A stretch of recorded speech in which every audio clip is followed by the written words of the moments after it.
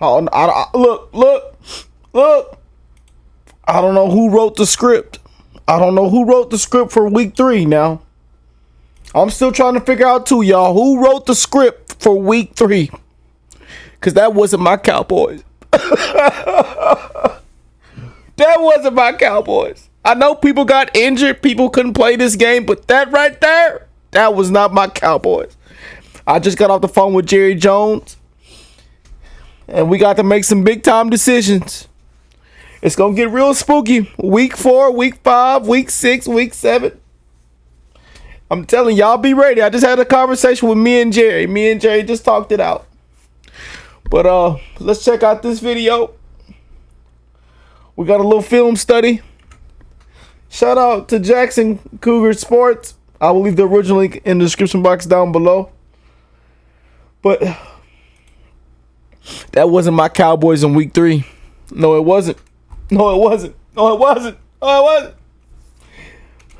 Perhaps the upset of the season already here through 3 weeks, as the Dallas Cowboys, who many people felt like could be a championship contender, playing against the Arizona Cardinals, who many people feel like are a #1 pick contender, and somehow Arizona wins. So what I want to talk about in today's video is actually the Cowboys defense and how it was pretty beatable in this game, and maybe some concerns going forward for a defense that many people felt like could be dominant. In many ways has been dominant through 2 weeks. Really kind of struggled against a team that many people aren't respecting. 2 weeks into the season, now 3 weeks into the season. Let's talk about how Arizona was able to move the ball so well. Let's start off with this play. What's going to happen here is it's going to be a quarterback keeper. So you fake as though you're handing the ball off. And again, teams do this differently. Some just do it where they already have a decision ahead of time. The quarterback keeps the ball. That's the way the play works. Or you can do this with a read, where if you are doing it in that way, you're reading what the edge rusher does. The edge rusher here, Micah Parsons. Might have heard of him. Definitely someone who we saw for several reasons in this game. This was not necessarily just a good defensive performance from Parsons. At times it was, at times it wasn't. This is going to be one of the times when it wasn't, where the way it works, if you're the quarterback and you're reading here, is you see where Parsons goes. If he moves over the middle, then you keep the ball yourself, run towards the bottom of the screen. If he is playing a quarterback potential run, then you just hand the ball off. You've taken away a defender, or at least gotten a defender a little bit out of position. As you see, right when this play begins, Parsons is making this about as easy of a read as you can possibly make it. Dobbs looks over, and if this is a read, is saying, yeah, I'm going to be keeping the football. Parsons just was 100% convinced this was a handoff. I mean, watch him it's almost like a bullfighter, pulling the little curtain out and the bull going forward. What do you call that? A cape? I don't know what you call what the bullfighter has, but you know what I mean. Gets forward, and at this point, it's already a good play. I mean, it was well blocked by Arizona, something that would become a trend in this football game. You see that a couple Dallas players can still try and make a play, but as you see, Dobbs is going to actually run by both of them. It goes until a defensive back down the field is able to come over and make a play. So that's tough, and again, it is one of those things where it kind of all started with Parsons' error. To not only was Parsons not able to make the play, but wasn't even able to slow Dobbs down, and then the rest of Arizona was able to do their job. I mean, something like this is exactly what Arizona was able to do a lot in this game, far too often. If you are a Dallas Cowboys fan, where the way this works is you see the run blocking concept on the screen. You see how it's supposed to work, where those guys are supposed to block towards the offense's left. Okay, simple enough. Watch as one Dobbs, kind of fakes though he's going to hand it off towards the offense's right, hands it off towards the offense's left. Look at this gap to run through. There is a Dallas player who currently isn't blocked in that gap, but you have a blocker for that guy. So can run my auntie car, my grandma car, my little sister car, right all next to each other and taking up all lanes through that hole. Who wrote the script? Somebody wrote the script, y'all. I mean, this is just a huge window. A Dallas player does end up winning their block, but aren't able to bring down the running back, James Conner. Conner is able to pick up an explosive run play. And being able to pick up these explosive run plays, this is something we've seen pop up by the... why am I logged into my account? Lord have mercy.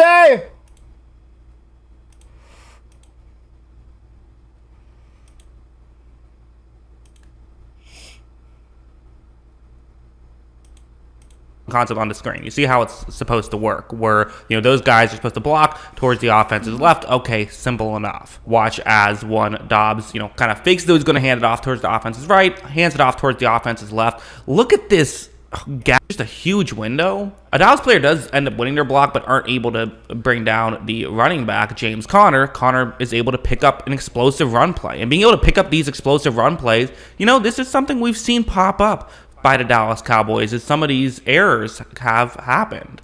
You don't want to just give those explosive plays in the running game. It's really hard to win football games if you're giving up explosives through the running game, and this is what we were able to see. Going over here, I do want to talk about Parsons again, just because, again, someone who gets a lot of attention. A lot of people are talking about, is he the defensive player of the year? We saw, I think, flashes of greatness and some other stuff in this one from Parsons. Like, what's going to happen on this play is I'm highlighting the block, and this is a bit of a tough play from Parsons, but you have a tight end who's going to be blocking Parsons and kind of surprising him a little bit. And really, this is something that, it's a tight end against an edge rusher, but this is still a block that you could expect a tight end to win. A lot of times it can fool the edge rusher. But, watch how Parsons just gets blocked way out of the way. He's just not even, into play. And when you can do that, when you have this all-world edge rusher that you can just use a tight end to take out of the game, well then that's going to completely change how these things work. Because watch how, again, Conner is able to really easily get into the end zone there from that point on. Arizona, it's just winning your blocks and maybe getting one or two key blocks through that. And they were able to do it. While we're on the subject, of course, listen, it goes without saying, Micah Parsons is an amazing player. I'm not trying to say he isn't. And he made some amazing plays in this game. You see where he is on the field. I've circled him here. Actually lined up towards the inside here. He's not just playing a pure edge rusher role, going up against a guard, which we're kind of seeing more and more teams do. Watch as when he gets by the guard just tries to push him behind, but even that doesn't work out too well. That's just speed, gets to the quarterback immediately. There's no denying that Parsons is debatably the best pass rusher in football. The issue is basically Arizona had a game plan of how to kind of turn his strengths into a weakness sometimes, turn his overcommitments into a benefit for them. And, it's a thing we have seen other teams do, and you have to wonder if this is going to start to become a trend. And I very easily could see it start to become a trend. This one's another interesting one. This, Parsons isn't out there, so no Parsons bashing here. What's going to happen is you see the run blocking concept on the screen. Okay, you do have a linebacker, Leighton Vander Esch, who's unblocked towards the bottom of the screen. Second down and 2, a lot of times these things are kind of just designed to get the first down, just, move the sticks here. Watch as you're going to see Dobbs hands the football off. And right here, I've circled 3 Dallas players who were unblocked. So, again, everyone else winning their blocks. And that's just something that has to change by Dallas. They have to start winning some of these one-on-one matchups. But okay, that didn't happen.